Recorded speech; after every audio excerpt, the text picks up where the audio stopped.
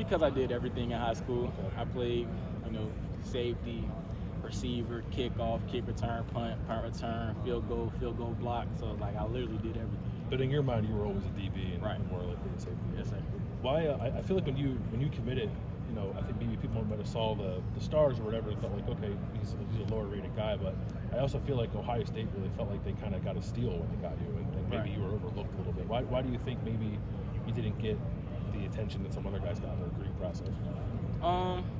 I kind of flew under the radar in high school. I didn't really go to any camps. I was just really focused on perfecting my craft and doing what I needed to do to get the attention that I did. So, I feel like that's really why I didn't get the attention. I didn't go to camps. I didn't do all the, the typical high school athlete thing. I kind of flew under the radar, stayed low key, and rolled with the punches, as I like to say a lot. It worked out for you, though. Yeah, it did. Why did you decide to not take that route that a lot of guys do to get recognized? So when I transitioned from receiver to safety, I was fairly new. This is my only second year playing safety, technically. So I felt like I would rather stay under the radar and, like I said, perfect my craft than put myself out there trying to get a lot of attention and hurt myself, if that makes sense. Yeah. If I go to a camp and I don't produce as well as I want to, then now, he's not as good, or he needs to work on this, and this. So that's really why I took the approach that I did, to kind of save myself from hurting myself. If that makes sense. When you get here, what do you personally expect? What's the path to playing time, you think, for you? Hard work. And that's like a generic answer, Yeah. but that's how I got here. Hard work, putting in the extra work, doing what nobody else wants to.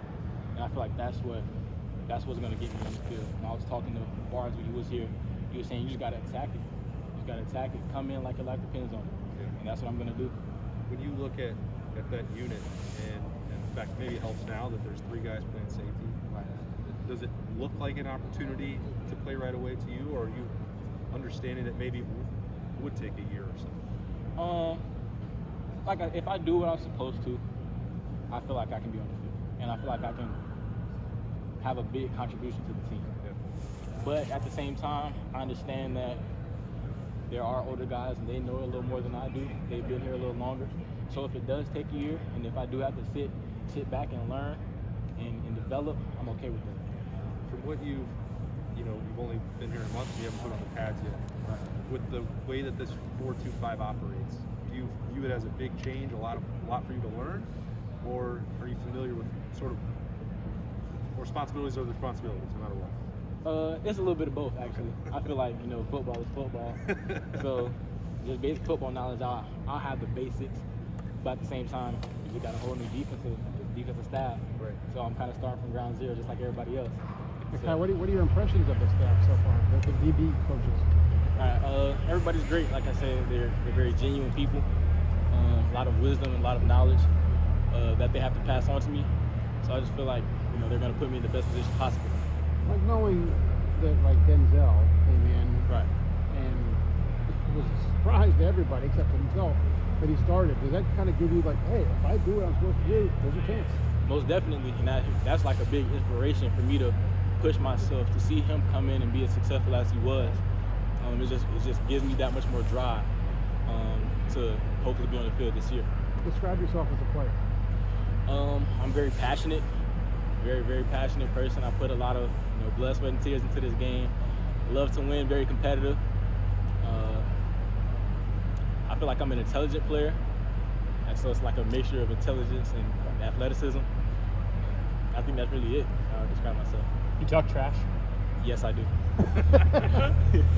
Sounds like Denzel does too. Yes, I do. So yeah, that's kind of part of it, right? Right. Now I know Carey's gone, but BIA, that's not going anywhere, right? Right. At all. How do you think about the weather? Coming from Florida, I'm actually kind of enjoying it right now. Are you okay? Ooh. Being my first time seeing the snow and everything, so it's interesting. I haven't gotten tired of it yet. So, You're going to see a lot of it in the next 2 days. Yeah, so that's Aspen product. Right. So I'm enjoying the weather right now. all right. Getting up early. Some guys have said that's been a big transition for them. I'm used to it. Used to that. Yeah. So what's been the hardest part? You don't care about the weather. You don't mind getting up early. Has it been easy? I'm not gonna say it's been easy, but I'm a go with the flow type of guy. So if I got to get up at 5:30 to come get in some work, I'll get up at 5:30. So, like I said, I'm not gonna say it's easy. It's just I'm prepared to do what I have to do. At your position, suddenly it's a group with a lot of really talented guys, especially you've got a transfer who has a lot of experience in the system. Right. You've got 2 guys coming off injury who are excellent proven players. It seems like you have some great opportunities there to learn from your peers who've been around a long time doing it. Right. I mean, how does that affect you? How does that? What's the advantage for you? The advantage, like you say, I have a lot of opportunities to learn. I've really been, hanging around Josh Proctor, picking up his wisdom, picking up on the little keys, the little things that he did to get in the position that he's in. So it's that type of thing, just really being able to learn the game, learn the speed of the game, the do's and do nots of the game at a college level. So that's why I feel like it's a benefit of having those older guys to kind of guide me and lead me to the right path. I'm certain you've been asked this already, but I'm curious about, you get here and you have new coaches, Right. You get a new system. How do you embrace that? Obviously, you have the freedom. You can go anywhere you want nowadays, but you want to be here a part of it. I do. Why? What have they done so far to appeal? It's really my will to get developed. I want to be the best, and I feel like this is the place you can do it, especially with the new coaches, Coach Eliano, Coach Walt. They have all that knowledge and the experience to make me the best, and that's why I'm sticking with it. I'm excited to get coached by them, and especially like you said, we have a completely new defense, so everybody's kind of starting at ground zero. So I'm not necessarily behind in a sense. We're all starting on an even playing field. Is there curiosity about? I'm sure you guys are still kind of understanding the base of it, just like we don't know anything about it. Right. But what about that defense that you've learned so far appeals to you? Just really the opportunities to get on the field. Like I said, we run a 3 safety set, so that's ample opportunity for me to be on the field to make a contribution. That's really what appeals to me. Like flexibility Right. and multiple positions, is that kind of? And kind of the rotation. We're going to be rotating a lot of DBs, 2-pointer, 3 safety. That's, like I said, a lot of opportunity to be on the field. So I think that's really what's enticing me the most. Hey, Kye, sorry if Sir. you've been asked this line of questioning already, but can you just take me through the process of how a kid can get offered one weekend and then 7 days later he commits to a school and then never really, wavers from it at all? So when I got offered, it was like when Coach Alfred got on the phone with me, said, "Are your parents okay with you being recruited by Ohio State?" That never happened. So that really something like it's different. And then he called me on a Saturday. He said by Monday at 11 o'clock, the whole staff will have watched your film and we'll have a decision on whether we're going to offer you or not. I'm not promising you a scholarship, but we'll let you know by Monday at 11 o'clock. Monday rolls around, 9 o'clock, I get a call. We loved your film, we want to offer you. So it's like those little things really added up to me and made a difference. So through the course of those 7 days, me and my parents did a lot of soul searching, you could say, but really just digging deep into the programs. We went into how many people go into the transport portal, how many people they sent to the league, especially at the safety or the defensive back position. So when we made the decision, it was like I had no doubt in my heart that this is where I belong. And that's how I, like you said, 7 days later, and ever since then, I've just been locked in. So it starts with not Tony Alford saying, "Hey, we like you. We're Ohio State. You should be interested." He Right. basically asked permission to be able to talk to you. Right. That's it. I've never heard of that before in my life. Exactly. Me either. That's why you're here. So now that you're here, and even during the recruiting process, these are 3 very distinct safety positions, and it feels like they have to explain that to you guys on the recruiting trail, exactly which one they want you to play. Yes, sir. To my understanding, the cover safety is what they wanted you at. Right. Is that still the case now that Jim knows running this defense? Like, which of those safety positions, whether it's the boundary or the bandit or the nickel, do they see you fitting into this defense? I think it's still a little bit of cover, but I think, speaking with other coaches, that they might try to roll me back to free. Okay. I'm still a little unsure. We haven't had too many conversations yet, but that's what I'm getting the feel of. So I guess what's the most comfortable? Like, where'd you play in high school? Free. Okay. Single high. Actually, split the field, but It's still free. Okay. Yes, sir. Do you have a athlete or athletes that you really look up to or admire? It doesn't have to be football. Doesn't have to be football. Can be. I look up to Michael Jordan's work ethic and his drive and his passion. As far as the game of football, I really, really, really look up to Ed Reed. That's who I want to play like.